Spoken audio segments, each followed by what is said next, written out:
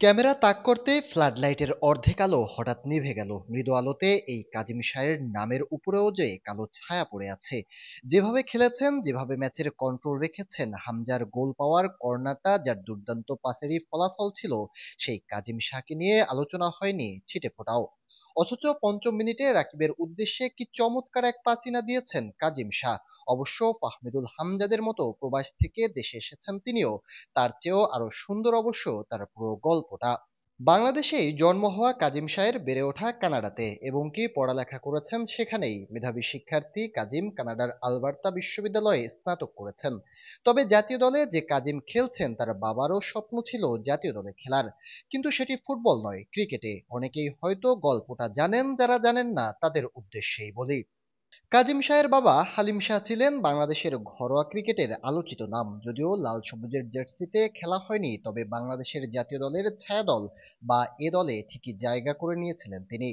জাতীয় দলে সুযোগ পাওয়ার সেই অপূর্ণ স্বপ্ন নিয়েই বাংলাদেশ থেকে হালিম শাহ পাড়ি জমান কানাডায়। তবে তার 7 বছরের ছেলে কাজিমের যে স্বপ্ন, তখনও তিনি হবেন বড় ক্রিকেটার। কিন্তু পরিবেশ আর পরিস্থিতি ভিন্ন পথে নিয়ে যায় কাজিমকে। এক গণমাধ্যমে কাজিম শাহকে এর কারণ জিজ্ঞেস করলে বলেছিলেন, আমরা 2005 সালে কানাডায় চলে যাই। তখন আমার 7 বছর বয়স। আমিও ছোটবেলায় ক্রিকেটার হতে চাইতাম, কিন্তু কানাডায় গিয়ে দেখি কেউ ক্রিকেট খেলে না, অনেক ফুটবল খেলা হয়। অষ্টম জন্মদিনে বাবা একটা ফুটবল কিনে দিয়ে উৎসাহ দিলেন।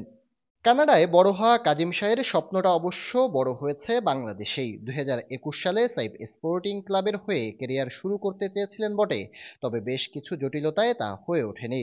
কিন্তু পরের বছরই পুলিশ এফসির হয়ে খেলা শুরু করেন কাজিম শাহ। ভুটানের বিপক্ষে ম্যাচে সব ক্যামেরার লেন্স ছিল হামজার দিকে। অ্যাসিস্ট করে কিছুটা আলো কেড়ে নিয়েছেন ক্যাপ্টেন জামাল ভুঁইয়া, আর গোল করে স্পটলাইট কেড়েছিলেন সোহেলও।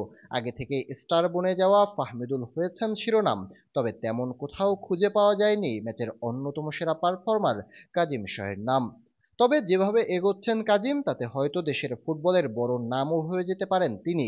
অবশ্য সেটি হলে ভক্তদের প্রশংসা করতে কার্পণ্য থাকার কথা নয়।